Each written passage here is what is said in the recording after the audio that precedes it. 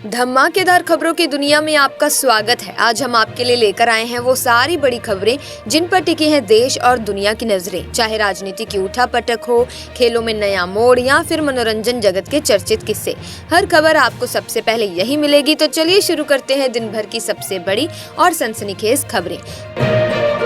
दोस्तों, अब जबकि बजट में फिस्कल डिसिप्लिन बनाए रखते हुए खपत बढ़ाने के उपायों की घोषणा हो चुकी है, तो अब अर्थव्यवस्था को और गति देने के लिए केंद्रीय बैंक की बारी है। भारतीय रिजर्व बैंक की मॉनेटरी पॉलिसी कमेटी, जो 6 सदस्यों वाली है, लगभग 5 साल में पहली बार रेपो रेट में कटौती कर सकती है। बिजनेस स्टैंडर्ड द्वारा कराए गए सर्वे में, जिसमें 10 पार्टिसिपेंट शामिल थे, येस बैंक को छोड़कर बाकी सभी ने रेपो दर में कटौती की उम्मीद जताई है। बता दें कि दिल्ली में चुनावी प्रचार का आखिरी हफ्ता शुरू हो चुका है और पार्टियां अपनी पूरी ताकत झोंक रही हैं। अब आंध्र प्रदेश के मुख्यमंत्री और तेलुगु देशम पार्टी प्रमुख चंद्रबाबू नायडू दिल्ली में भारतीय जनता पार्टी के समर्थन में प्रचार करेंगे। वो एनडीए गठबंधन के अहम सहयोगी के रूप में रोड शो और प्रचार अभियानों में हिस्सा लेंगे। साथ ही इजरायली पीएम बेंजामिन नेतन्याहू और अमेरिकी राष्ट्रपति डोनाल्ड ट्रंप मिलने वाले हैं। इस मुलाकात में मुख्य तौर पर हमास पर जीत समेत कई अहम मुद्दों पर बातचीत होगी, खासकर जब दोनों देशों के हालात काफी संवेदनशील बने हुए हैं। वहीं कुंभ में इस बार फिल्म एक्ट्रेस ममता कुलकर्णी भी पहुंच गई हैं, जिन्हें किन्नर अखाड़े के महामंडलेश्वर बनाया है। लेकिन इस फैसले पर जमकर बवाल मच गया है। अखाड़े के अंदर ही मतभेद बढ़ गए और इसी वजह से आचार्य महामंडलेश्वर लक्ष्मी नारायण त्रिपाठी को पद से हटा दिया गया। अब कुंभ नगरी में इस पूरे मामले को लेकर जबरदस्त चर्चा हो रही है। वहीं अमेरिका के टैरिफ का सीधा असर अब चीन, मैक्सिको और कनाडा की करेंसी पर दिखने लगा है। तीनों देशों की मुद्रा काफी कमजोर हो गई है। रिपोर्ट के मुताबिक चीन का युआन अपने सबसे निचले स्तर पर पहुंच गया है। वहीं मैक्सिको का पेसो और कनाडा का डॉलर भी कई सालों में सबसे ज्यादा गिरावट झेल रहे हैं। डोनाल्ड ट्रंप के नए टैरिफ फैसले के बाद इन देशों की अर्थव्यवस्था पर दबाव बढ़ गया है। इसी के साथ चुनाव से पहले चीफ इलेक्टोरल ऑफिसर ने दावा किया है कि बूथ लेवल ऑफिसर के जरिए अब तक 70% वोटर्स के घर पर मतदाता पर्ची पहुंचा दी गई है। लेकिन अब भी कई घरों में ये पर्चियां नहीं पहुंची हैं, जिससे कई मतदाता परेशान हैं। लोग इंतजार कर रहे हैं कि उन्हें उनकी पर्ची मिले ताकि वे बिना किसी दिक्कत के अपना वोट डाल सकें। साथ ही हल्द्वानी में 3000 से ज्यादा ई रिक्शा और करीब 1500 टेम्पो चल रहे हैं, लेकिन इनके मालिक और ड्राइवर अब तक अपना वेरिफिकेशन नहीं करवाए हैं। ये तो रजिस्टर्ड गाड़ियां हैं, लेकिन इसके अलावा भी कई अनरजिस्टर्ड वाहन सड़कों पर ऐसे ही दौड़ रहे हैं। वेरिफिकेशन ना होने की वजह से पुलिस के पास ड्राइवरों की पूरी डिटेल भी नहीं है और यही वजह है कई लोग बच निकलते हैं। इसका सबसे ज्यादा नुकसान आम सवारियों को हो सकता है, क्योंकि बिना वेरिफिकेशन के गाड़ियों का चलना सुरक्षा के लिहाज से खतरा बन सकता है। साथ ही बता दें कि नेशनल ग्रीन ट्रिब्यूनल ने सरकार से पूछा कि मच्छरों पर काबू पाने के लिए खास तरह की मछलियों का इस्तेमाल सही है या नहीं। दरअसल कई राज्यों में पानी के स्रोतों में गम्बूसिया एफिनिस और पॉइसिलिया रेटिकुलाटा नाम की मछलियां छोड़ी जा रही हैं, ताकि ये मच्छरों के लार्वा खाकर उनकी संख्या कम कर सकें। वहीं छत्तीसगढ़ के बलरामपुर जिले के चुनचुना गांव में पहली बार आजादी के बाद साफ पानी की सुविधा मिली। गांव वालों का कहना है कि पहले पानी के लिए दूर दूर जाना पड़ता था, क्योंकि यहां बोरवेल खुदवा पाना मुश्किल था। ऊपर से नक्सली गतिविधियों की वजह से विकास कार्य भी रुक जाते थे। लेकिन अब हालात बदल गए हैं, सड़कें बन चुकी हैं और हर घर में 24 घंटे पानी मिल रहा है। गाँव वालों के लिए ये किसी सपने के सच होने जैसा है। साथ ही अभिषेक शर्मा ने जबरदस्त बैटिंग करते हुए सिर्फ 54 बॉल्स में 135 रन ठोक दिए। उनके इस धुआंधार पारी की बदौलत भारत ने इंग्लैंड को 5वें और आखिरी टी20 मैच में 150 रनों से हरा दिया। अभिषेक ने सिर्फ बैटिंग में ही नहीं, बॉलिंग में भी कमाल दिखाया। एक ओवर में सिर्फ 3 रन देकर 2 विकेट चटका दिए। साथ ही सरकार ने इस बार के बजट में छोटे अमाउंट वाले यूपीआई और रुपए डेबिट कार्ड से होने वाले ट्रांजैक्शन पर मिलने वाले इंसेंटिव में भारी कटौती कर दी है।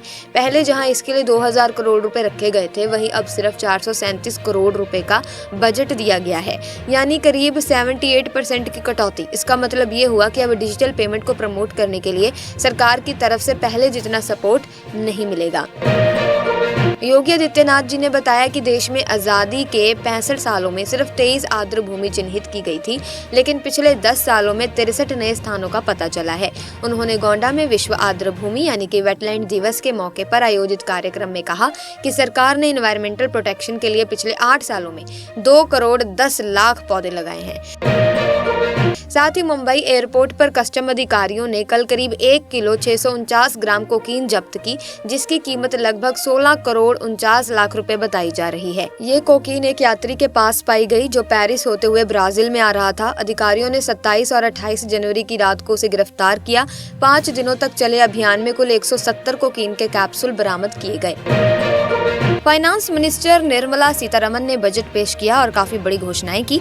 सबसे बड़ी बात ये कि टैक्स में कुछ राहत दी गई है और नए टैक्स स्लैब भी लाए गए हैं। किसानों के लिए क्रेडिट कार्ड की सीमा बढ़ा दी गई है, जिससे उन्हें लोन लेने में आसानी होगी। MSME सेक्टर को भी सपोर्ट मिलेगा। इसके अलावा कैंसर जैसी गंभीर बीमारियों के इलाज के लिए जरूरी दवाओं को सस्ता करने और आर्टिफिशियल इंटेलिजेंस को आगे बढ़ाने की भी प्लानिंग है। कुल मिलाकर बजट में कई बड़े फैसले लिए गए हैं। साथ ही इसरो ने बताया कि NVS-02 सैटेलाइट को उसकी सही कक्षा में पहुंचाने में दिक्कत आ रही है, क्योंकि इसके थ्रस्टर ठीक से काम नहीं कर रहे हैं। ये सैटेलाइट 29 जनवरी को श्रीहरिकोटा से GSLV Mk2 रॉकेट के जरिए लॉन्च किया गया था, लेकिन अब इसकी सही पोजीशनिंग में दिक्कत आ रही है, जिससे मिशन पर असर पड़ा है। वहीं बता दें कि दिल्ली विधानसभा चुनाव के लिए प्रचार का आखिरी दिन है, तो सभी पार्टियां फुल ऑन एक्शन में हैं। बीजेपी, आम आदमी पार्टी और कांग्रेस सबने road show, door to door campaign और रैलियों के जरिए मतदाताओं को अपनी ओर खींचने की पूरी कोशिश कर ली है। बीजेपी अध्यक्ष JP नड्डा दोपहर में बुराड़ी में रैली करेंगे। वहीं अमित शाह भी दिल्ली के अलग अलग इलाकों में जनसभाएं करेंगे। चुनाव नजदीक है दोस्तों, तो हर कोई अपनी पूरी ताकत झोंक रहा है। इसी के साथ खबरों का सिलसिला यूं ही इस वीडियो में चलता रहेगा, लेकिन आप किस राज्य से हमारी इस वीडियो को देख रहे हैं, कमेंट सेक्शन में अपने राज्य का नाम जरूर लिख दें। वही दोस्तों बता दें कि वक्फ संशोधन विधेयक 2024 पर बनी जॉइंट पार्लियामेंट्री कमेटी की रिपोर्ट लोकसभा में पेश होने वाली है। इस रिपोर्ट को बीजेपी सांसद जगदम्बिका पाल और संजय जायसवाल लोकसभा में रखेंगे। साथ ही कमेटी के सामने जो भी गवाही और सबूत पेश किए गए थे, उनकी डिटेल भी संसद में रखी जाएगी।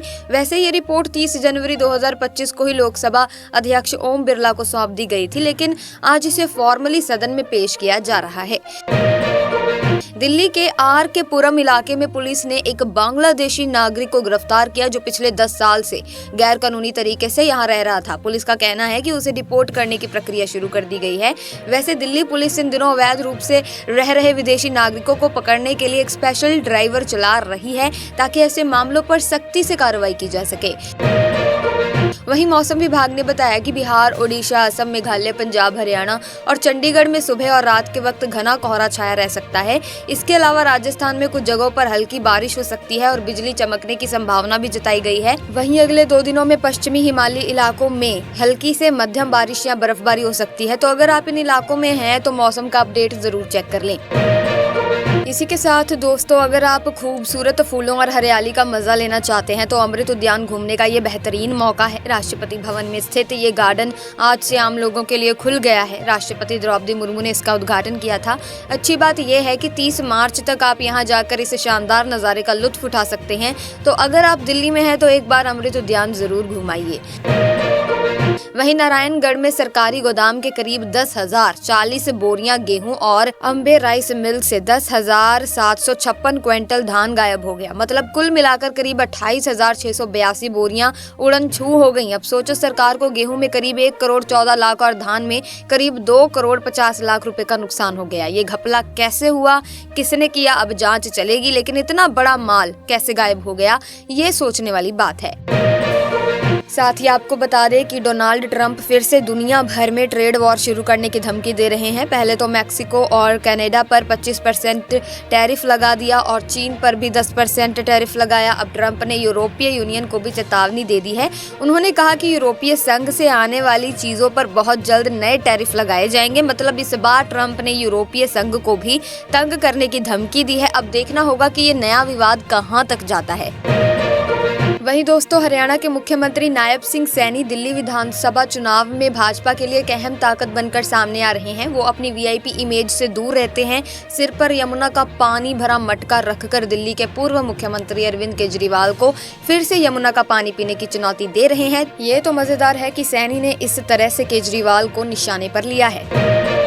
साथ ही भाजपा नेता प्रवीण शंकर कपूर ने मुख्यमंत्री आतिशी के खिलाफ मानहानि मामले को खारिज करने के ट्रायल कोर्ट के आदेश को दिल्ली हाई कोर्ट में चुनौती दी है। इस पर सुनवाई होगी और मामले की सुनवाई न्यायमूर्ति विकास महाजन की पीठ करेगी।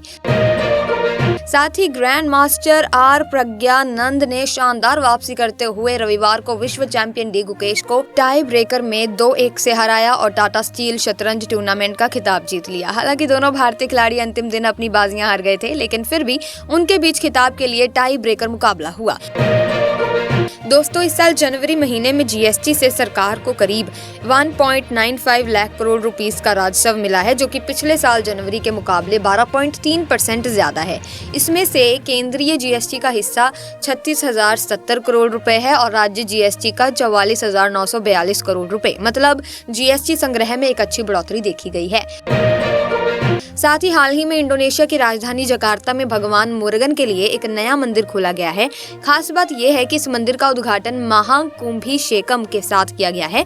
इस खास मौके पर हमारे प्रधानमंत्री नरेंद्र मोदी भी ऑनलाइन जुड़े और अपना संदेश दिया। उन्होंने अपने भाषण में कहा कि उन्हें मुरुगन मंदिर के इस पुण्य आयोजन का हिस्सा बनकर बहुत खुशी हो रही है। साथ ही आपको बता दें कि केंद्रीय बजट में कुछ ऐसे प्रावधान किए गए हैं जिनसे प्रदेश में डॉक्टरों की संख्या बढ़ेगी। इसके अलावा कस्टम ड्यूटी खत्म करने से कैंसर के करीब 7 लाख मरीजों को हर महीने औसतन 10,000 रुपए का फायदा हो सकता है। जिला अस्पतालों में अब डे केयर सुविधा भी दी जाएगी, जिससे मरीजों को बड़े अस्पतालों या मेडिकल कॉलेजों में जाने की जरूरत नहीं पड़ेगी। खासकर बीमित मरीजों को इसका सीधा फायदा मिलेगा।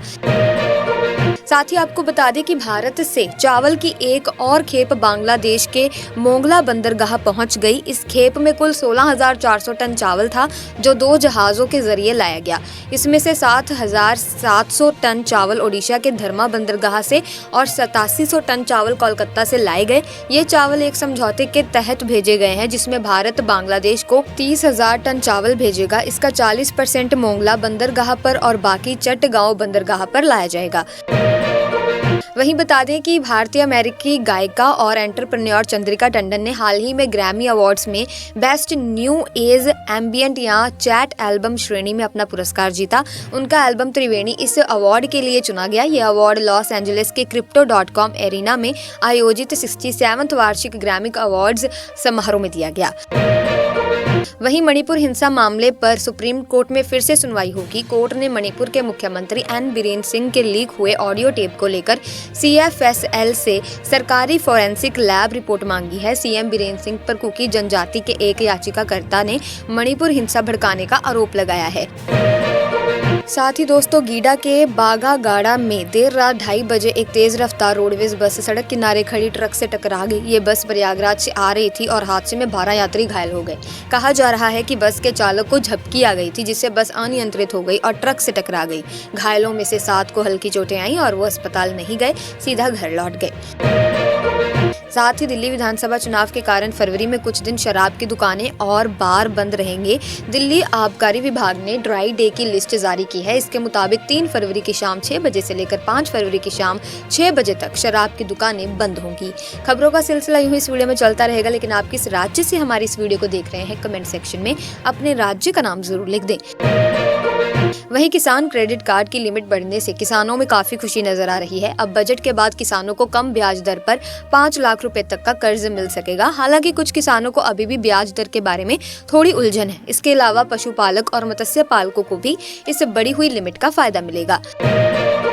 दिल्ली के बवाना इंडस्ट्रियल एरिया में सुबह प्लास्टिक के दाने बनाने वाली एक फैक्ट्री में भीषण आग लग गई। इस घटना की सूचना मिलते ही दमकल विभाग की 16 गाड़ियां मौके पर पहुंच गई और आग बुझाने की कोशिश कर रही है। राहत की बात यह है कि अब तक किसी के हताहत होने की खबर नहीं आई है। हालांकि आग लगने की वजह अभी तक साफ नहीं हो पाई है। साथ ही अमेरिका ने कनाडा पर 25% टैरिफ लगा दिया है और इससे पंजाब की अर्थव्यवस्था पर असर पड़ सकता है। दरअसल डोनाल्ड ट्रंप ने राष्ट्रपति चुनाव के दौरान कनाडा, मैक्सिको, चीन जैसे देशों पर टैरिफ लगाने की बात कही थी और अब जब वो राष्ट्रपति बन गए हैं तो उन्होंने ये कदम उठा लिया। साथ ही बता दें कि अमेरिका के फैसलों और एशियाई बाजारों में कमजोरी के कारण सेंसेक्स और निफ्टी में गिरावट देखने को मिली। इससे पहले केंद्रीय बजट पेश होने के बाद घरेलू बाजार खुले थे और अब ये गिरावट शुरू हो गई है। वहीं दिल्ली विधानसभा चुनाव के लिए प्रचार का आखिरी दिन है। सभी प्रमुख राजनीतिक दलों के नेता और स्टार प्रचारक मतदाताओं को आकर्षित करने के लिए पूरी ताकत लगा रहे हैं। भाजपा के केंद्रीय गृह मंत्री अमित शाह ने जंगपुरा में जनसभा की और बाकी दल भी रोड शो, घर घर प्रचार, प्रेस कॉन्फ्रेंस और जनसभाएं कर रहे हैं। इसी के साथ ग्रैंड मास्टर आर प्रज्ञानंद ने वापसी करते हुए रविवार को विश्व चैंपियन डी गुकेश को टाई ब्रेकर में 2-1 से हराया और टाटा स्टील शतरंज टूर्नामेंट का खिताब जीत लिया। हालांकि दोनों भारतीय खिलाड़ी अंतिम दिन अपनी बाजियां हार गए थे, लेकिन फिर भी उनके बीच खिताब के लिए टाई ब्रेकर मुकाबला हुआ। इसी के साथ इजरायली पीएम बेंजामिन नेतन्याहू और अमेरिकी राष्ट्रपति डोनाल्ड ट्रंप मिलने वाले हैं। इस मुलाकात में मुख्य तौर पर हमास पर जीत समेत कई अहम मुद्दों पर बातचीत होगी, खासकर जब दोनों देशों के लिए हालात काफी संवेदनशील बने हुए हों। इसी के साथ आज की वीडियो में बस इतना ही। मुझे उम्मीद है कि वीडियो आपको इन्फॉर्मेटिव लगी होगी। अगर हाँ तो आप इस वीडियो को लाइक करें, शेयर करें, चैनल को सब्सक्राइब करके बेल आइकन को प्रेस कर लीजिए ताकि नई वीडियोस की अपडेट आपको मिलती रहे। मिलेंगे जल्द ही, तब तक के लिए धन्यवाद।